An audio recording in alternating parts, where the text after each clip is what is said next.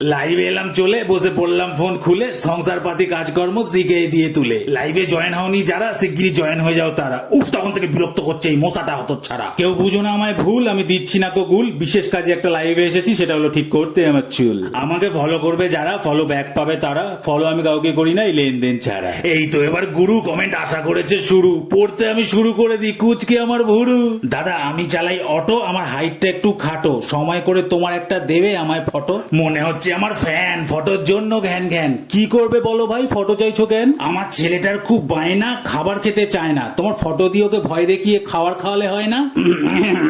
ফালতু সব ছেলে, পরের কমেন্টে যাচ্ছি চলে। এই তো দেখি এই দাদা আমার সম্পর্কে কি বলে। তোমার মধ্যিখান দিয়ে যা শীতে বেঁধে দিলে একটা লাল ফিতে, ছেলে ফুলে সিঁদুর দেখবে তোমায় পরিয়ে দিচ্ছে এমনিতে।